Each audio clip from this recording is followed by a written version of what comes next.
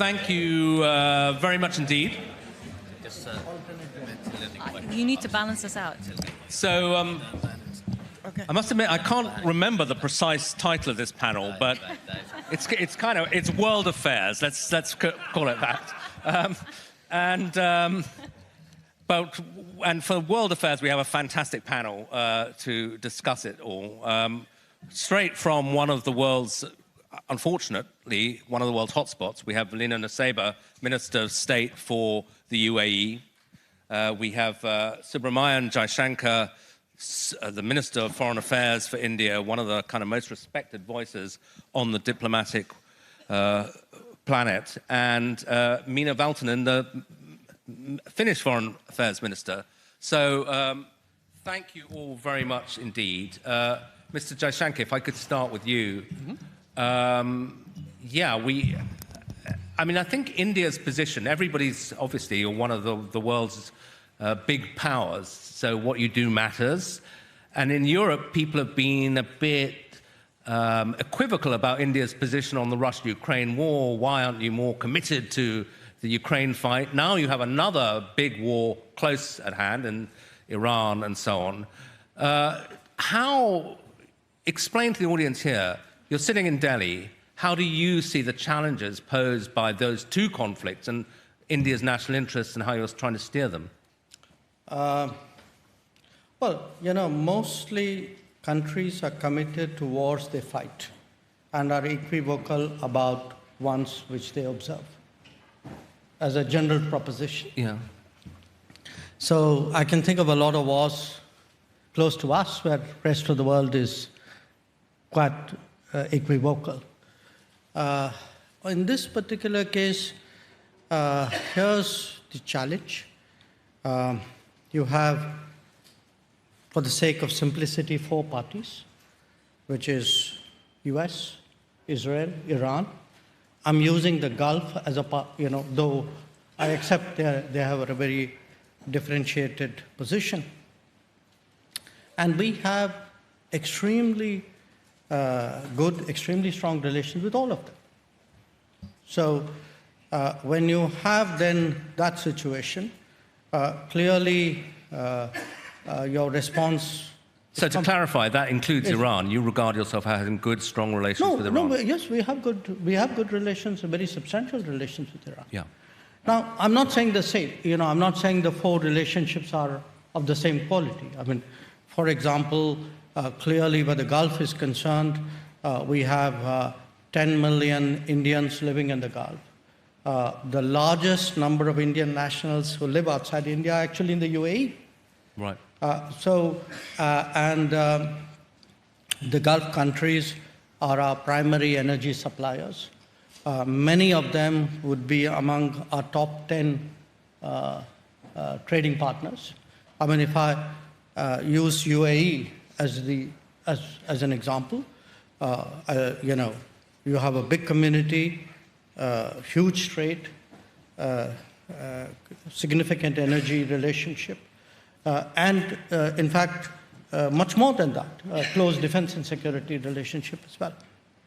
So the challenge is in a quadrilateral situation where you have equities, arguably of a different order in each account. How do you manage them while addressing this conflict? Yeah. And are you feeling the domestic consequences of the war already? Because I think India's been unusually vocal in saying, look, the rising energy prices are driving people into poverty. Yes, because, when you are a low income or a low middle income country, then as indeed happened after the Ukraine war as well, an increase in energy prices hits a low-income country much more than it does a middle-income or a high-income country. And are you just stuck in the role of kind of frustrated observer, or is there much you can do to try to help? Well, I think at this time, much of the world is stuck in the position of a frustrated observer. But a lot of countries are trying to do what they can in this situation. Yeah. So it's not for want of trying. I mean, I'm talking about us alone, but I think, certainly there are not that many countries who would have relations, decent relations with all the parties involved. So clearly, we've sort of reasoned with the countries. We've been in touch with them. We hope very much that the U.S.-Iran negotiation leads to an early outcome. Yeah. And the continuation of the fighting is creating problems. Yeah, and we're in Finland, so I have to obviously ask you about the Russia-Ukraine war. I think in Europe there was a feeling that India adopted what we would regard as a kind of moral equivalence between the two sides, that you were saying, well, it's a big shame, but maybe they should stop, but you were too sympathetic towards Russia, too willing to buy oil from Russia. So how would you explain that position to the people here? Well, I'd make two observations. I buy oil. I buy oil based on cost and availability. So at that point of time, much of the oil available on the market was Russian, because Europeans were essentially buying up the Middle East oil, which was our traditional supplier. So circumstances pushed us in a certain direction. But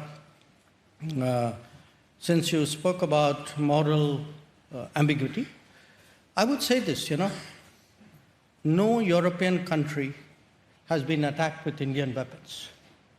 I wish I could say that for European weapons vis-à-vis India. So keep that in mind.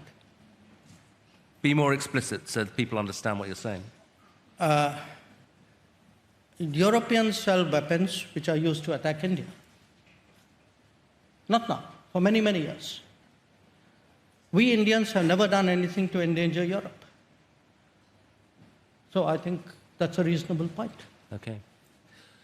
Minister Nusseibeh, I mean, you are right, in the front line. And we were all hoping for a peace settlement, but it looks like the war's flared up again. How do things seem viewed from the UAE? In the earlier panel, they're saying this war's going on for a while. Thank you for the question. Thank you to the host for having us. It's been a really quiet time in my part of the world, as you've observed. That's why you came here. That's why I came here. I had not much to do, and this looked like an interesting way to debate some of the policy decisions we make often at such a rapid pace. I think that's one of the fundamental changes in how we make our decisions today that has had impact. The pace of which we gather information, that we look at disinformation, and we make policy decisions has had a very enormous impact on being able to debate those outcomes in a measured way. I'd really like to also thank both of you because you're doing a lot of my work for me today. The Ambassadors Forum, the UAE Ambassadors Forum is meeting in Abu Dhabi today, and they asked me to address it from my hotel room in Helsinki last night. I said I have far better practitioners sitting on the panel here today, so you are being webcast into the UAE Global Ambassadors Forum, so thank you for doing that as well. But it is a critical time that our ambassadors are meeting, and they are hearing a number of our leaders address them about some of the key takeaways that the last 100 days have shown us as a country, as we have faced, if you imagine Helsinki or New Delhi, facing over 3,000 drones and missiles in the space of 100 days, in a country that has been geared towards relative peace and prosperity for quite a number of decades. I think you can imagine the enormity of the shock that we've had to absorb in being able to adapt to that and to be resilient in those circumstances. So the first takeaway has been that the investment we have made in being resilient as a society, as an economy, but also in terms of our military capacity has paid off. That has really paid off, and that has been over a decade in the making. I think you've seen that we've responded to over 90% of those attacks successfully. And I see many of my colleagues, but also from the UN in New York, but also many ambassadors who have lived through that in the UAE, who have felt that the UAE protected them as if they were, like the Indian community, home. I think that's the other key takeaway about the UAE lesson and the model, is that it has been a one society response to this crisis. And it strikes me as I sit in Finland that has a very long border with a dominating regional hegemon, that there are more similarities in our region and in Europe today that have come to the fore in the last 2-3 years than perhaps we first realize when we look at each other across the waters, or when we take flights to each other's countries and when we visit each other's museums. There are a lot more similarities in the way the international system functions or misfunctions. And I think that's my second takeaway. And I heard this a lot in the very good opening remarks today from President Stubb and from President Ruto, that ultimately we're all in this room vested in this international system. It matters to us. What is playing out, or what has played out in Ukraine, and I remember that India and the UAE were actually on the Security Council when that disruption or that rupture or that disorder happened in 2022. We were on the Security Council together, looking at how the international system would respond. We were also facing similar disruptions in the Middle East, in Africa, with each continent, to a degree, saying, this is not my war. And I think that is the takeaway theme for me about the failures of policymaking and leadership, in fact, that has led to this trust deficit. It was only recently that we heard a European leader talk about the Iran war as not our war. And therefore, it shouldn't be surprising to a degree when the Ukraine war is not seen as our war in the African continent or the Middle East, and when other horrific conflicts that are raging in Africa are not seen as our war across the ocean. And I think that fundamentally is what has to change. That is fundamentally what has to change. It's another takeaway from this period. Because what is playing out in the Strait of Hormuz today, a waterway that, again, earlier the president of Kenya said wasn't even on his radar, which I think is true for many people in this audience. What is playing out in the Strait of Hormuz today is fundamentally a test of this international system. It is a test of freedom of navigation. It is a test of the concept of trade as a global public good. It threatens, as Dr. Jaishankar has said, a fifth of the world's energy supply. The UN has estimated upward of 45 million facing famine as a result. It's a third of the world's fertilizer supply. Many countries have not been able to lay down harvest for food, so food security is at jeopardy. It's $500 billion of container traffic. This is global trade being tested in a narrow strait that is 40 kilometers from us. Iran is a neighbor of 40 kilometers from us at our closest points. And I think how this plays out will have implications for other straits, and this has been said by many of the practitioners in this room. But it will fundamentally have implications for how we respond as an international system.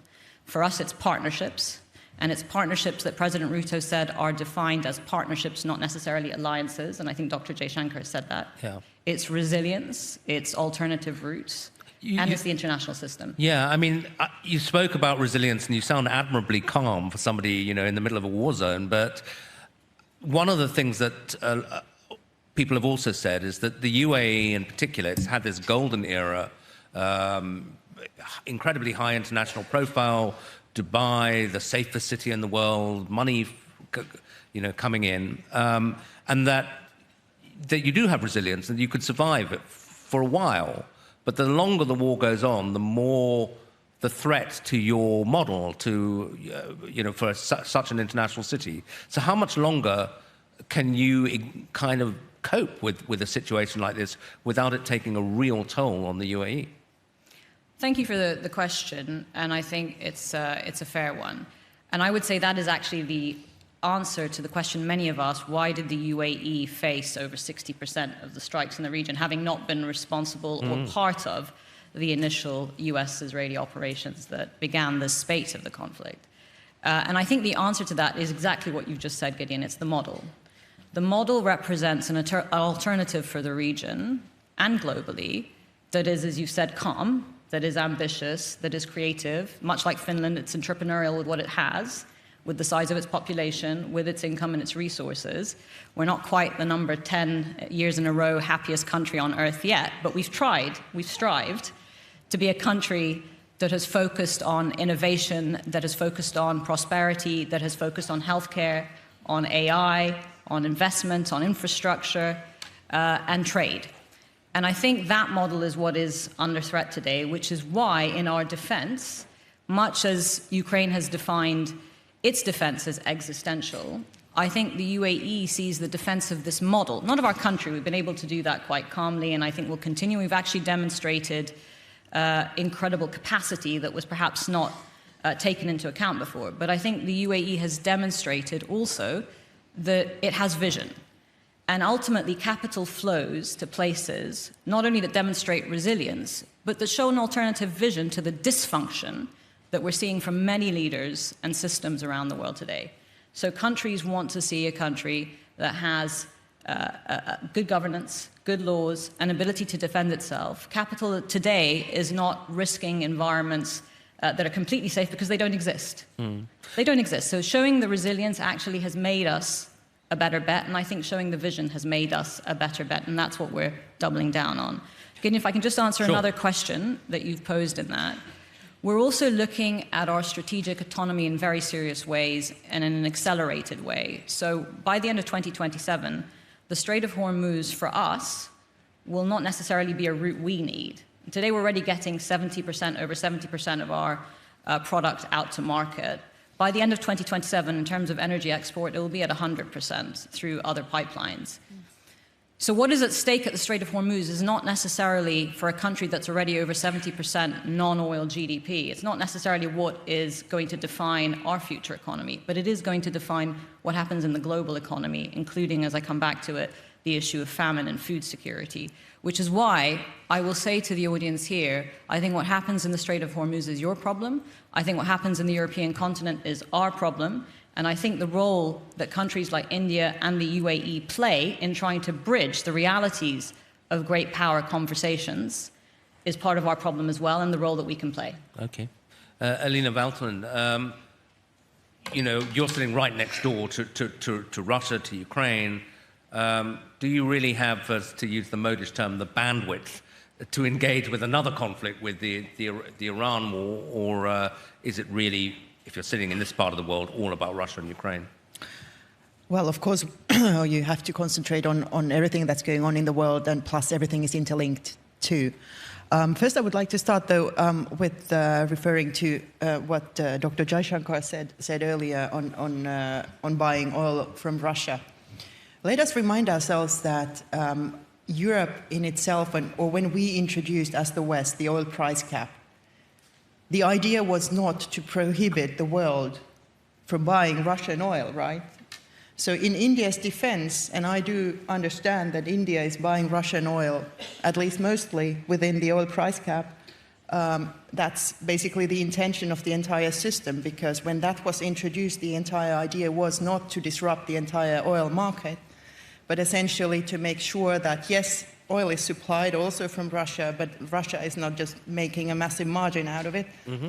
So in that sense, it is and has been working, even though the Iran war now, of course, has a little bit disrupted the entire idea to the extent that, for instance, the US has put some of the sanctions out of place, at least for the time being.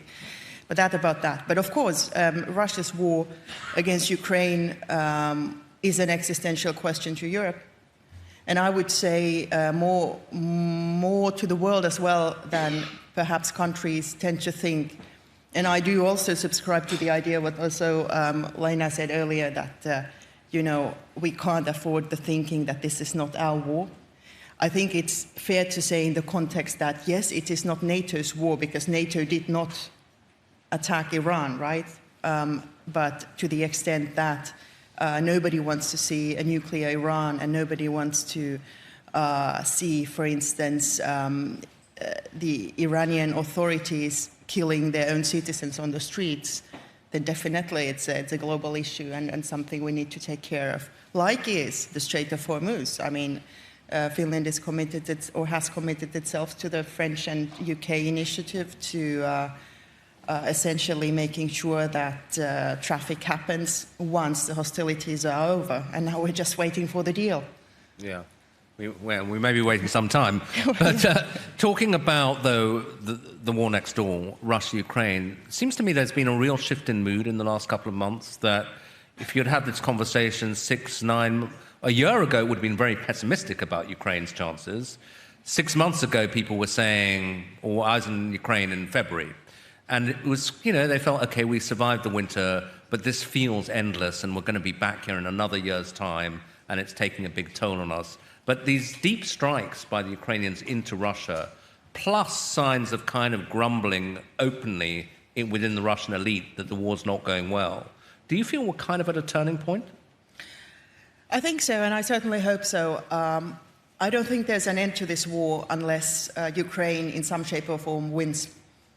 Because otherwise, That's Russia... an interesting point, but in what, you know, because sometimes, you know, some of the Americans would say to me, I mean, even the Americans who are backing this, Ukraine's not going to win. I mean, like, Moscow's not going to fall. There's got to be a settlement. Yeah.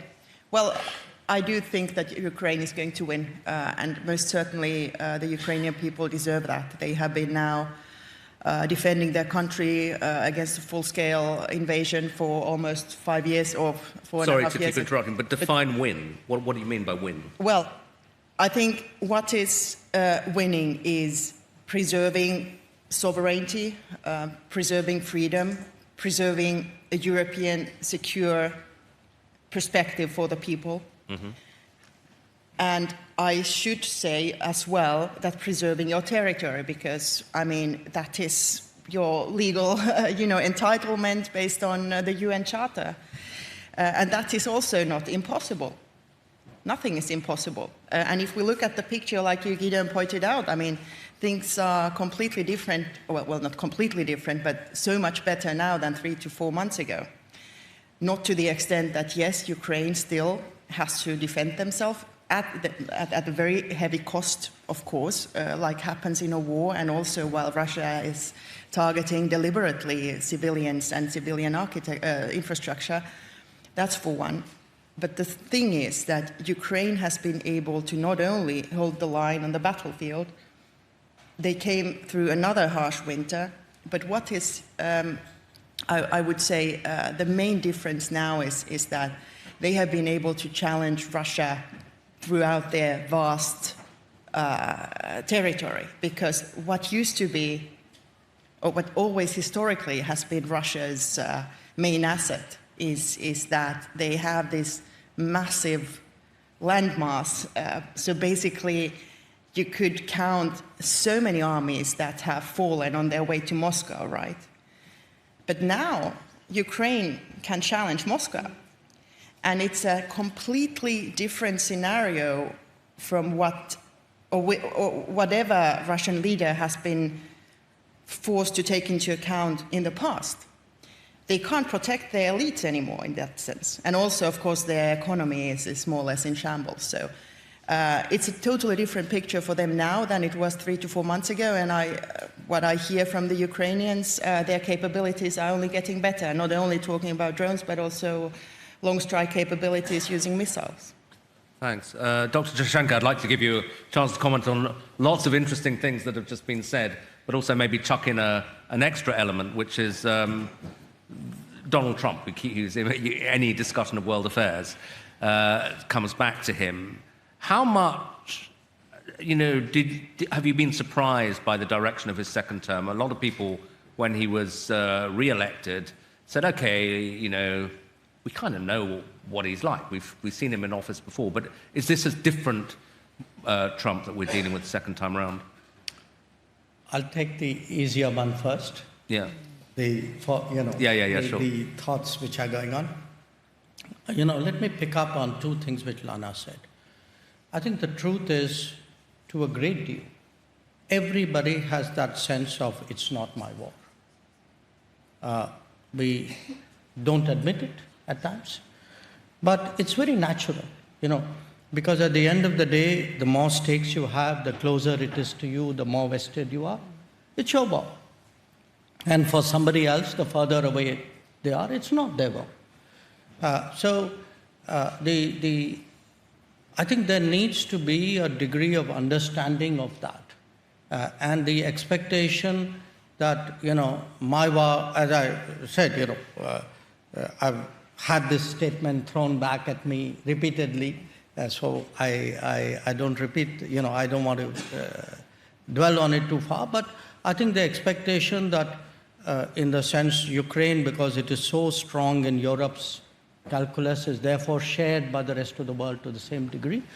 is no more reasonable than the rest of the world. Each region would have its own priorities. So again, because we keep coming back to Russian oil, look, when we didn't buy significant amount of Russian oil till 2022. Circumstances compelled us to get into that market. And I must say, the Russians have been steady suppliers because they put the cargoes out there, and you go out there and buy oil, whichever is the most reasonable and available oil. But I do want people to remember this. At that time, the US specifically asked India to buy Russian oil to stabilize the world markets. Yeah. Okay? Right now, if you see, after having first put tariffs on us last year for buying Russian oil, the US then again lifted its sanctions because on Russian oil. They need the oil price down again. Yeah. So let's not pretend that there is some great principle involved here. I mean, if it is on, off, and do it when it suits us and don't do it when it doesn't suit us. I mean, come on, we are all the adults in the room. We know what the game is. So I don't think making this about sanctimony is really warranted. Okay? Well, if you don't like sanctimony, then Donald Trump's your guy. He's very frank about. But wait, hang on. I have one other point. Yeah, please. And that's the resilience point. Because you asked me saying, what are you doing other than, what can you do other than being a frustrated observer?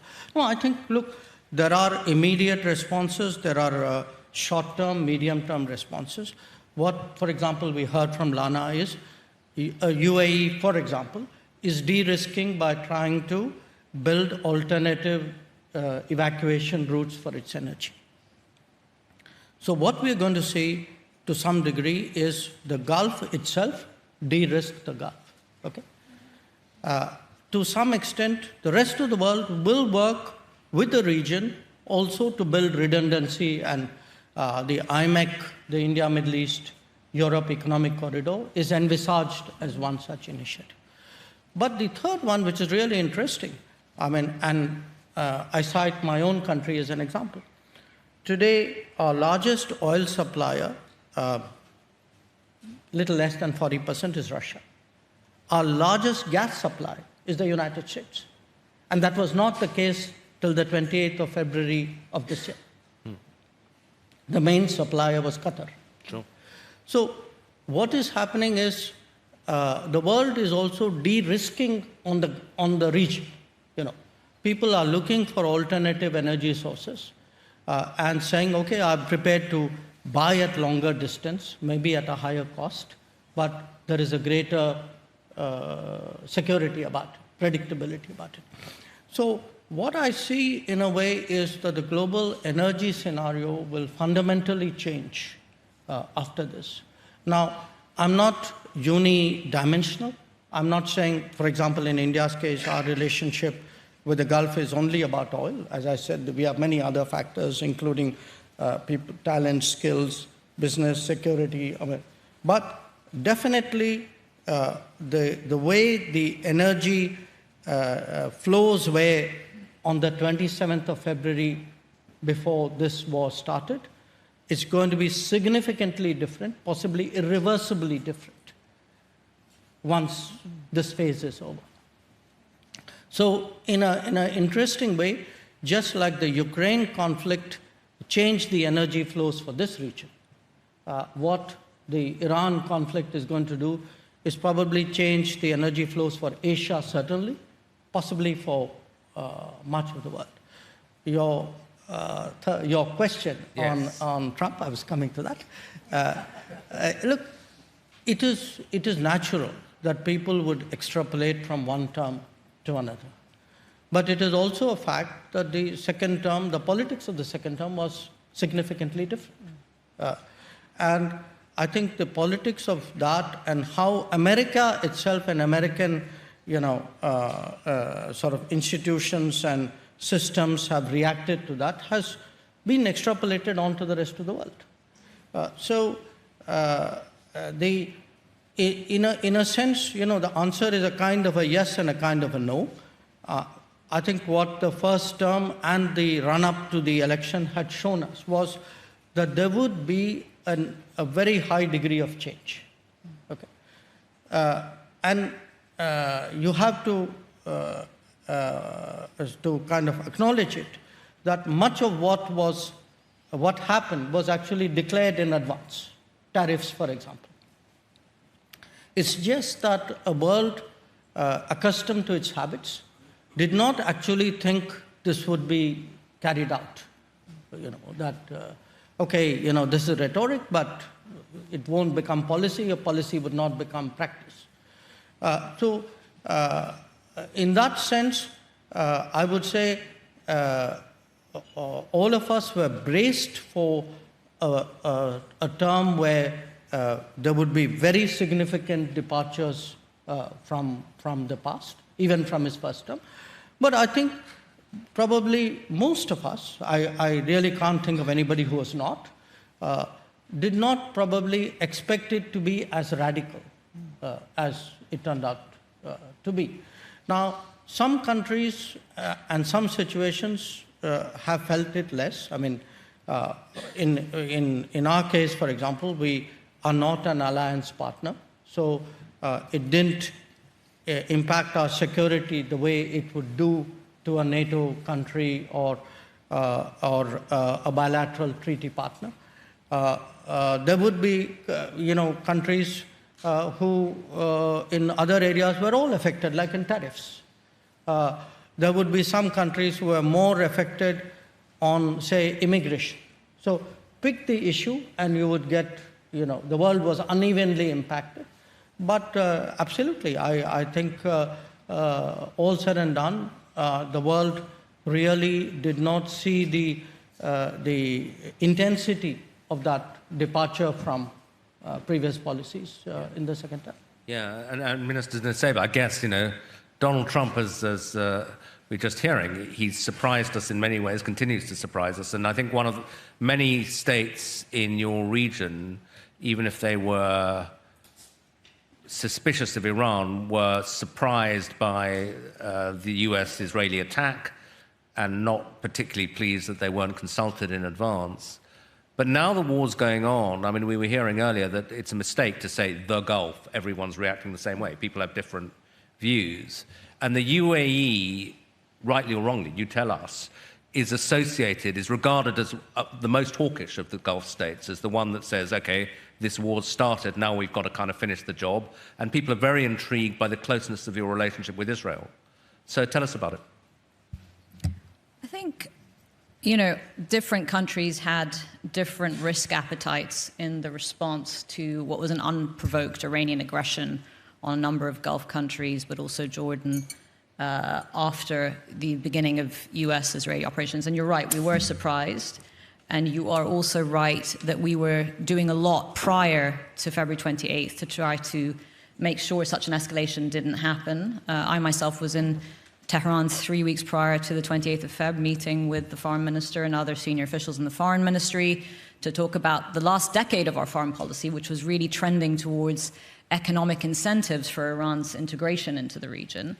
In the same way that we had also, I think, in a step change for regional policy in 2020, joined the Abraham Accords, reverting decades of a stalemated Arab position and trying to also incentivize Israel, not only for a different economic integration into the region and a bilateral partnership with us and the other Abraham Accord countries, but also to understand that the full comprehensive peace dividend could also be achieved through the two-state solution for the Palestinian people also and self-determination. So trying to change the script in that way.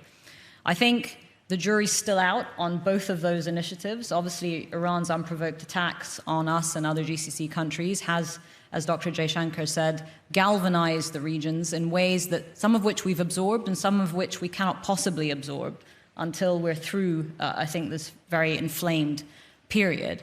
But there have been some lessons. I think one of them is that obviously while we trend towards de-escalation, exercising our full rights under Article 51 of the UN Charter in self-defense actually created a deterrence that was needed and has been established. Two, that we continue to play the role of trying to see a pathway through for regional integration of all the countries in the region. I think Dr. Jaishankar's point on diversification of global energy supply, but also corridors for everything from tech to AI to container traffic, whether it's IMEC or I2U2, will pay the peace dividend also of the other relationships, including that with Israel, because we are being given no other alternative. 3, the partnerships with countries are going to be based not necessarily on language or shared history or regional proximity, but on shared vision. And I think this is something that has really come to the fore of UAE foreign policy. So it's been a decade, if we talk about global energy transition, where we have been focused on global energy transition to clean energy in any case, in spite of, without knowing that this war was coming. And we are doubling down on that. It has been a decade where we have been massively invested in AI. We'll be building the biggest AI data center in the UAE outside of the United States in partnership with US tech. That's been a long-term perspective. With India, I remember, and I've seen the dinner table many times, where His Highness Sheikh Abdullah and Dr. Jaishankar decided not only would we sign a free trade agreement with each other, but that we would negotiate and conclude it within 88 days.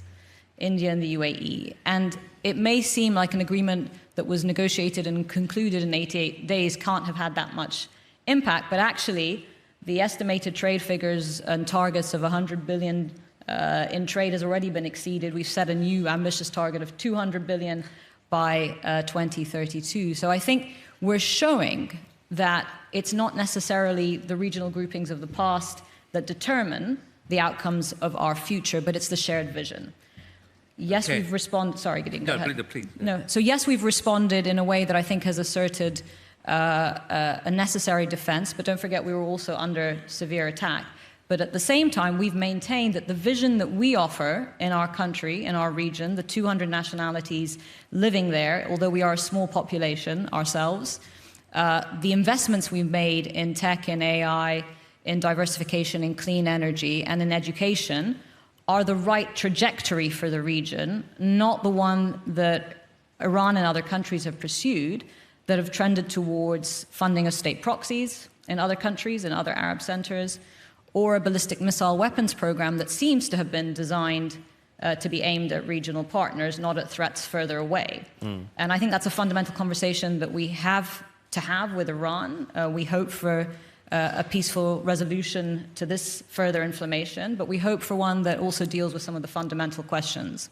And I think that's what we're now pushing forward today in the de-escalation. I'm going to do something rather unfair, which is ask you a massive question and give you 2 minutes to answer, because I should also go to the floor. But I was just thinking, as you were talking, that we heard from Minister Valtonen, very unequivocal, Ukraine's got to win, Russia's got to lose.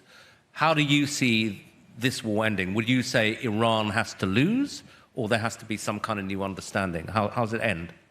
I'd like to see the 93 million people of Iran who have a shared history with us, close borders, incredible resources, education, and aspiration, achieve a better future for themselves.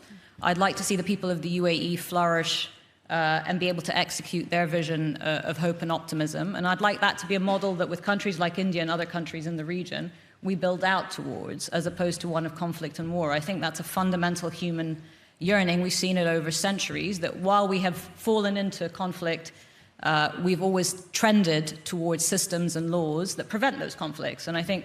But can we get to that lovely endpoint by non-military means, or without violence? I mean, they're not going to agree to that, the regime. They're not going to step aside.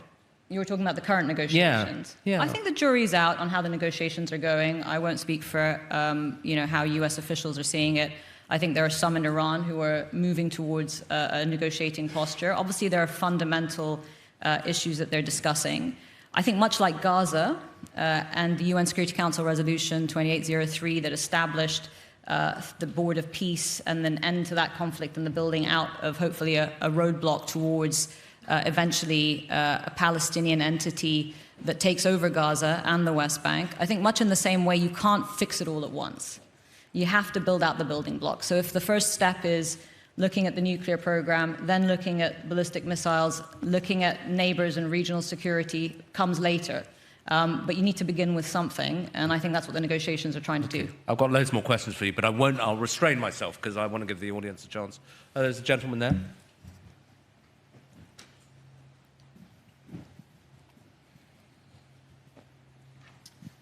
Thank you very much. My name is Mikko Savola, Member of the Parliament and Vice Chairman of the Defence Committee. Thank you for the very interesting debate. My question is about the defence industry. In Finland, we have very good companies such as Nokia, ICEYE, Patria contributing to communication, space technology and the defence manufacturing. And Finland is as well rapidly expanding its defence industry as almost all the countries in Europe and the world at the moment. So we have very strong knowledge, very important capabilities on the global as well. But my question is to you, like, can the global defence industry keep pace with rising security demands? And how do you see, can countries like Finland, UAE and India strengthen defence industrial cooperation in an increasingly competitive world? Thank you. Minister Jaishankar, do you want to take that first? Your compatriot Samir was saying India's buying European these days. So. Okay. Well, actually, we happened, Minister Valtonen and I, to be discussing that very issue before we came to this meeting. We signed many deals. We're not supposed to say that. I think the price just went up. Look, here's really what's happening in the defense landscape. If you look at the Gulf conflict, if you look at Ukraine, go all the way back, probably to Nagorno-Karabakh, wars have become different. Conflicts have become different. That doesn't mean that the old stuff is completely irrelevant, but it means that the new ways, the drones, the missiles, the loiter munitions work more effectively and are used more prolifically. So you're going to have, which happens in many other walks of life, you're going to have the old coexisting with the new and some kind of creative mix of how to use them, depending on the situation. In India's case particularly, because I want to place this in the context of what else is happening in Europe. You know, we signed this year a free trade agreement with Europe. That got a lot of news. What probably didn't get that much focus was we also concluded a security and defense partnership with Europe. We also have a talent mobility agreement, a framework with Europe. So what I can see is that the defense industries, particularly in the smarter sectors, will try to find common ground and see if there are partnerships there that will work. Side by side with that, there would be, you know, the orthodox defense weaponry as well, you know, the aircraft or the artillery or, I mean, whatever. So yes, I see this as an interesting possibility. We are right now negotiating a security of information agreement with the European Union. If we do that, I think that allows Indian companies to be eligible for contracts in Europe, which many of our companies would have an interest. Okay. So I promise we'll finish on the dot in 5 minutes' time. So let me just take a couple more. One question here, and then the chap there.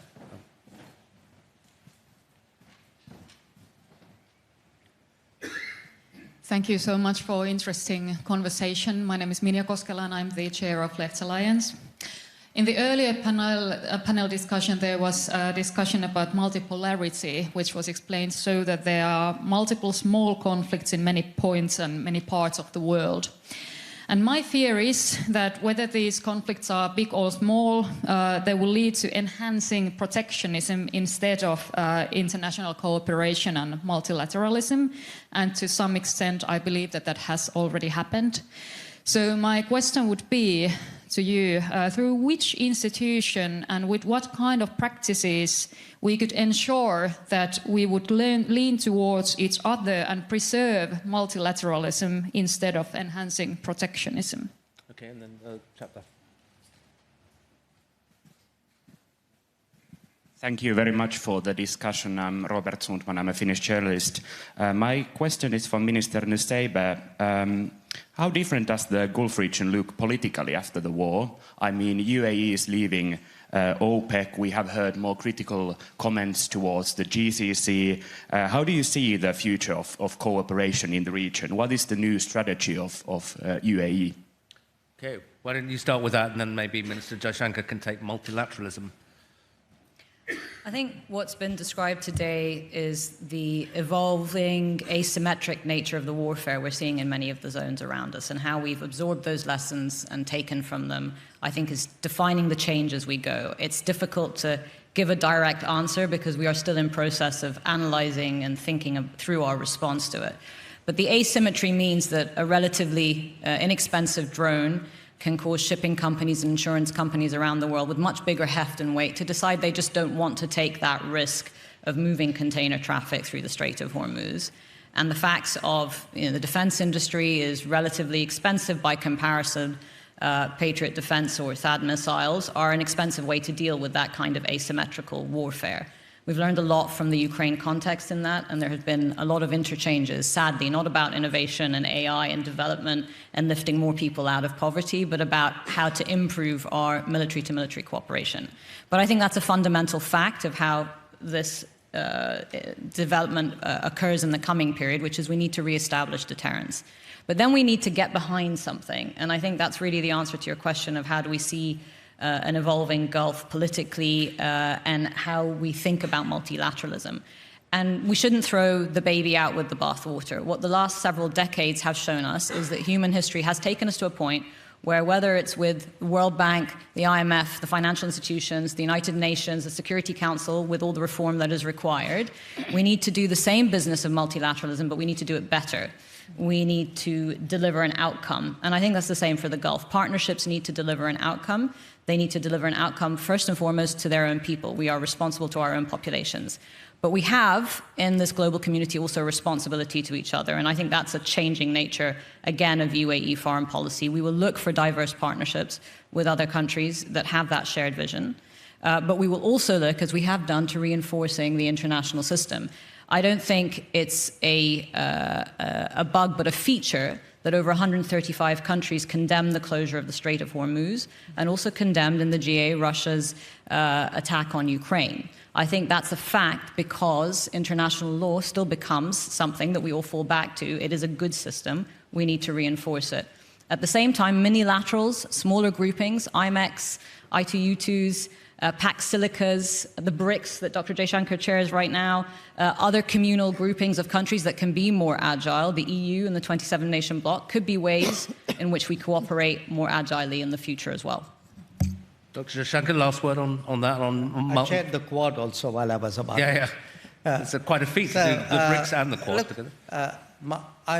No question multilateralism is under stress. And the needle has moved more towards, call it what you will, unilateralism, protectionism, etc., etc. But we need to kind of distinguish between the baby and the bathwater here. I don't think because multilateralism is not working effectively, we should junk it. It still is the best game in town. It needs to be improved. It doesn't need to be discarded. And in fact, a point which Lana made just now, which is on an issue like the freedom, the maintaining an international waterway. Multilateralism has a power. It does matter how many countries finally support it or sign up to it.